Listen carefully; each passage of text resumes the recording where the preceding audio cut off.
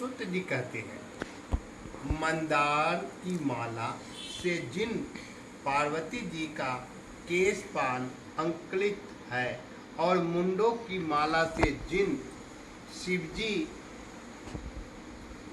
की जटा अंकित है, जो पार्वती जी दिव्य वस्त्र धारण की है और जो शिव जी दिगंबर नंगे हैं, मतलब ऐसे शिव पार्वती जी श्री पार्वती जी तथा शिव जी को प्रणाम करता हूँ।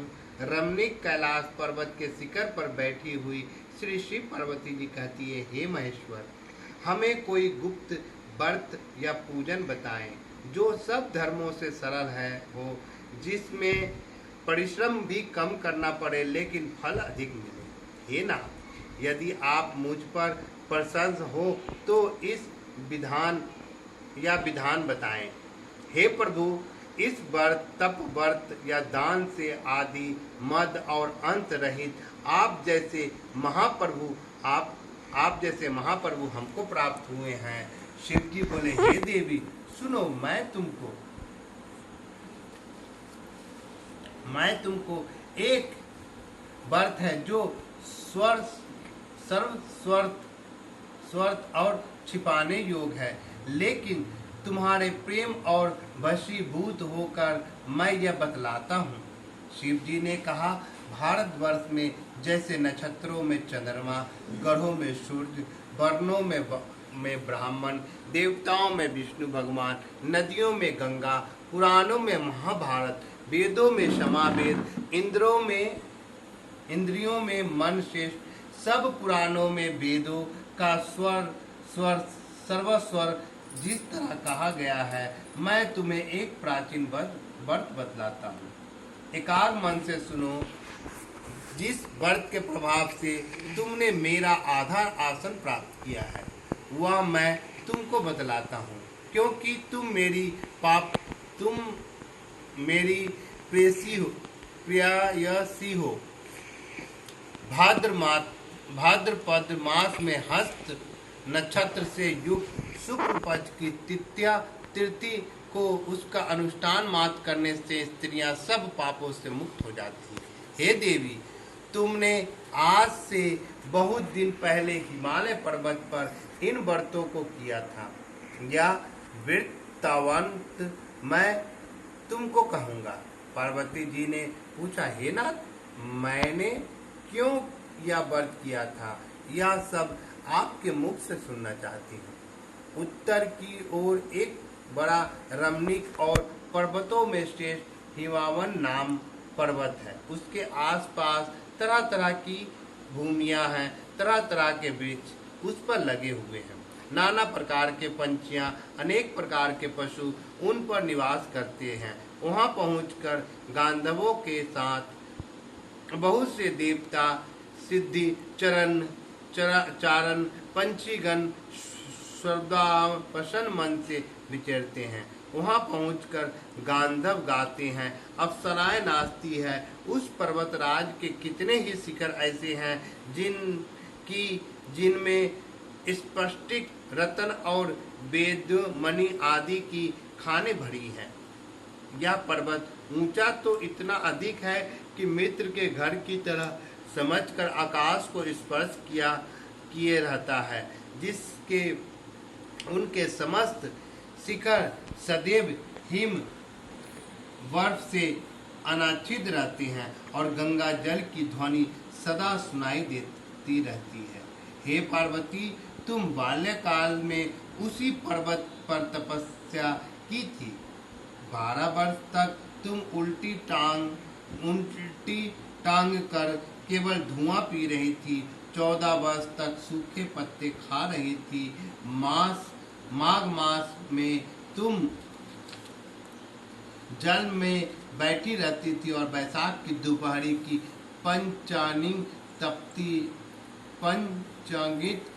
तपती थी। सावन महीने में जल बरसता तो तुम भूखी प्यासी रहकर मैदान में बैठती थी। तुम्हारे पिता इस तरह के कष्ट सहन को देखकर बड़े दुखी हुए। वे चिंता में पड़ गए कि मैं अपनी कन्या किसको दूं। उसी समय नारद जी वहां आ पहुंचे और सुर मुनि श्रेष्ठ नारद जी उस समय तुम्हें देखने के बाद नारद जी को देखकर गिरि ने अर्धत पद आसन आदि देकर उनकी पूजा की और कहा, हे स्वामी, आप किस लिए आए हैं? मेरा अहोभाग्य है, आपका आगमन मेरे लिए अच्छा है। नारद जी ने कहा, हे पर्वतराज, सुनो, मैं भगवान विष्णु का भेजा हुआ आपके पास आया हूँ। आपको चाहिए कि यह योग कन्या रतन किसी योग वर को दे। भगवान विष्णु के समान योग वर ब्रह्मा, इंद्र और शिव इनमें से कोई नहीं है। इसलिए मैं यही कहूँगा कि आप अपनी कन्या भगवान विष्णु को ही देवे। हिमावन ने कहा, भगवान विष्णु स्वयं मेरी कन्या ले रहे हैं और आप यह संदेश लेकर आए हैं, तो मैं उन्हें अपनी कन्या दूंगा। हिमावन की इतनी बात सुनकर मुनिराज नारद आकाश में विलीन हो गए। वे पीताम्बर, शंख चक्र और गदाधारी भगवान विष्णु के पास पहुंचे। वहां हाथ जोड़कर नारद जी ने भगवान विष्णु से कहा, हे देव, सुनिए, मैंने आपका विवाह पक्का कर दिया है। उधर हिमावन ने पार्वती के पास जाकर कहा कि हे पुत्री, मैंने तुम्हें भगवान विष्णु को दे डाली है। तब पिता की बात सुनकर तुम बिना उत्तर दिए अपनी सखी के घर चली गई और वहीं जमीन पर पड़कर तुम बड़ी दुखी होती हुई विलाप करने लगी। तुमको इस प्रकार विलाप करती हुई देखकर सखी बोली, तुम क्यों इतनी दुखी हो? इसका कारण बताओ। तुम्हारी जो कुछ इच्छा होगी मैं यथाशक्ति तुमको उसको पूरा करने की चेष्टा करूंगी, इसमें कोई संदेह नहीं है। पार्वती बोली, मेरी जो कुछ अभिलाषा है उसे तुम प्रेम पूर्वक सुनो। मैं एकमात्र शिव जी को ही अपना पति बनाना चाहती हूँ। इसमें कुछ भी संयम नहीं है। मेरे पास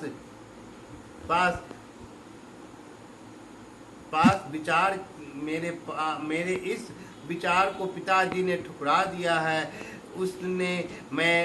मैं अपने शरीर को त्याग दूंगी। पार्वती जी की इस बात को सुनकर सखियों ने कहा कि शरीर का त्याग ना करो, चलो किसी ऐसे वन में चलें जहाँ पिता को पता ना लगे। ऐसी सलाह कर तुम वैसे वन में जा पहुंची। उधर तुम्हारे पिता घर घर तुम्हें खोजने लगे। दूत द्वारा भी खबर लेने लगे कि कौन सा देवता या किन्नर मेरी पुत्री को हर ले गया है। उन्होंने मन ही मन कहा, मैं नारद जी के आगे प्रतिज्ञा कर चुका हूँ कि अपनी पुत्री भगवान विष्णु को दूंगा। ऐसा सोचते सोचते हिमावन मूर्छित हो गए और गिरिराज को मूर्छित देखकर सब लोग हाहाकार करते दौड़ पड़े। जब होश हुआ तो सब पूछने लगे, गिरिराज, आप अपनी मूर्छा का कारण बताइए। हिमावन ने कहा, आप लोग मेरे दुख का कारण सुने, ना मालूम कौन मेरी कन्या को हर ले गया है। ऐसा नहीं हुआ तो उसे किसी और काले सांप ने काट लिया या सिंह खा गया होगा। हाय हाय, मेरी बेटी कहाँ गई? किस दुष्ट ने मेरी पुत्री को मार डाला। ऐसा कह हुए वायु के झोंके के समान कांपते हुए वृक्ष के समान कांपने लगा।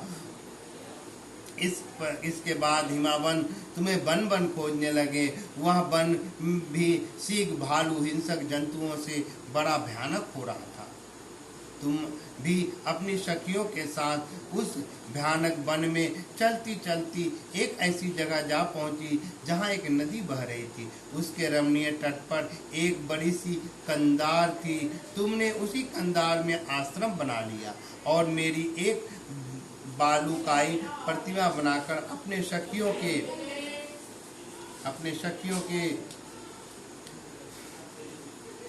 के साथ निहार रहकर मेरी आराधना करने लगी। जब भाद्रपद शुक्ल पक्ष की हस्तयुक्त तिथि प्राप्त हुई, तब तुमने मेरा विधिवत पूजा किया और रात भर जागकर गीत बंदती से मुझे प्रसन्न करने समय बिताया। उस व्रत के प्रभाव से मेरा आसन डगमगा उठा और जिससे मैं तत्काल उस स्थान पर जा पहुंचा जहां पर तुम अपनी सखियों के साथ रहती थी। वहां पहुंचकर मैंने तुमसे कहा कि मैं तुमसे प्रसन्न हूँ, बोलो क्या चाहती हो। तुमने कहा, मेरे देवता, यदि आप मेरे से प्रसन्न हो तो मेरे पति बने। तब मेरे तथा अस्तु कहकर कैलाश पर्वत पर जा पहुंचा।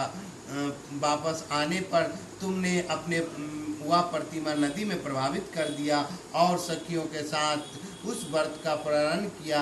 हिमावन भी तब तक उस वन में तुम्हें खोजते हुए आ पहुँचे और चारों दिशाओं से तुम्हारी खोज करते करते वह व्याकुल हो चुके थे। इसलिए तुम्हारे आश्रम के समीप पहुँचते ही गिर पड़े और थोड़ी देर बाद उसी नदी के तट पर दो कन्याओं को सोते हुए देखा और देखते उन्होंने तुम्हें छाती से लगा लिया और बिलख कर रोने लगे। और फिर पूछा, पुत्री, सिंह, बाघ आदि जंतुओं से भरे इस वन में क्यों आ पहुंची हो। पार्वती जी ने उत्तर दिया, हे पिताजी, मैंने पहले ही अपने आप को शिव जी के हाथ सौंप दिया था। आपने मेरी बात टाल दी, इसमें मैं यहाँ चली आई। हिमावन ने संतवावना दी कि हे पुत्री, मैं तुम्हारी इच्छा के विरुद्ध कुछ न करूँगा। मैंने तुम्हें अपने साथ घर ले आए और मेरे साथ तुम्हारा विवाह करा दिया। इसी से तुम मेरा आदर आसन पाया। तब से आज तक किसी के सामने मुझे यह व्रत प्रकट करने का आश्रय अवसर नहीं मिला प्राप्त हुआ। हे देवी, मैं यह बताता हूँ कि इस व्रत को हरितालिका नाम क्यों पड़ा। सखियाँ हर ले गई थी, इसलिए हरितालिका नाम पड़ा। पार्वती जी ने कहा, हे प्रभु, आपका तो बताया, आपने नाम तो बताया, अब इसकी विधि भी बताइए। इसका क्या पुण्य होगा, क्या फल होगा, यह व्रत कौन करेगा। श्री शिव जी पार्वती जी से कहते हैं, हे देवी, मैं समस्त स्त्री जाति की भलाई के लिए यह उत्तम व्रत बतलाता हूँ। जो स्त्री अपनी सौभाग्य की रक्षा करना चाहती है वह यत्न पूर्वक इस व्रत को करे। केले के खंभे आदि से सुशोभित एक सुंदर मंडप बनाए, उनमें रंग बिरंगे की रेशमी कपड़ों से चंदूल लगाकर चंदन आदि सुगंधित दर्भों से वह मंडप को निभवाए। फिर शंख, भेदी, मृद आदि बजाते बजाते हुए बहुत से लोग एकत्र होकर तरह तरह का मंगलचारण करते हुए उस मंडप में पार्वती तथा शिव जी की प्रतिमा स्थापित करें। उस रोज दिन भर उपवास कर बहुत से सुगंधित फूल, सुगंध और मनोहर धूप, नाना प्रकार के नवेद आदि एकत्र कर मेरी पूजा करें और रात भर जागरण करें। ऊपर से जो जो वस्तु गिनाई गई है उनके अतिरिक्त नारियल, सुपारी, जंबीरी, नींबू, लौंग, अनार, नारंगी आदि जो फल प्राप्त हो सके उन्हें इकट्ठा करें। उस ऋतु में जो फल और फूल मिल सके विशेष रूप से रखें। इसके बाद धूप दीप से पूजन करें, प्रार्थना करें, हे शिवे शिवारूपानी, हे मंगले, सब अर्थों को देने वाली हे देवी, हे शिव रूपे आपको नमस्कार है। हे शिव रूपे आपको सदा के लिए नमस्कार है। हे ब्राह्मणी आपको नमस्कार है। हे जगद्वारिणी आपको नमस्कार है। हे सिंहवाहिनी, संसार के भय से भयभीत मुझ दीन की रक्षा करें। इस कामना की पूर्ति के लिए मैंने आपकी पूजा की है। हे पार्वती, मुझे राज और सौभाग्य दे, मुझ पर प्रसन्न हुए। इसी मंत्र से पार्वती जी तथा शिव जी का पूजन करें। तदा अनुसार विधि पूर्वक कथा सुने। ब्राह्मण को वस्त्र, गौ, सुवर्ण आदि देवे। इस प्रकार एक चित्र होकर स्त्री पुरुष दोनों एक साथ पूजन करे।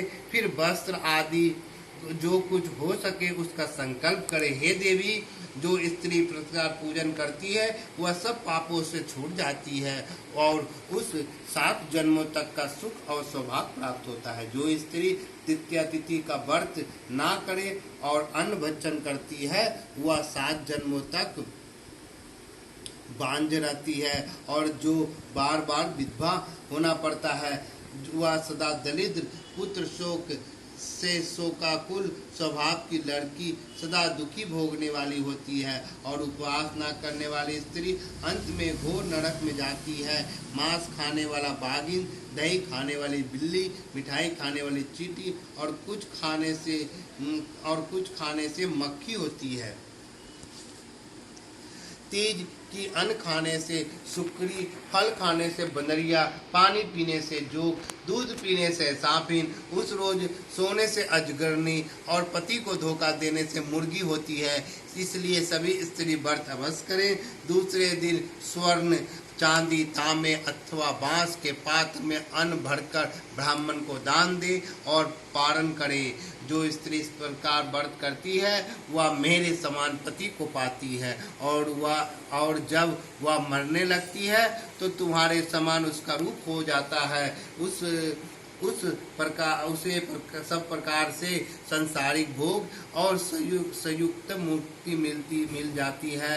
इस हरतालिका की व्रत की कथा मात्र लेने से प्राणी को 1000 अश्वमेध और सैकड़ों वाजपेय यज्ञ करने का फल प्राप्त होता है। हे देवी, मैंने यह सब व्रतों में उत्तम व्रत बतलाया है जिसको करने से प्राणी सब पापों से छूट जाता है। इसमें कुछ भी संयम नहीं है। बोलिए शिव शंकर भगवान की जय, पार्वती की जय, भोलेनाथ की जय। बोलिए गणपति महाराज की जय।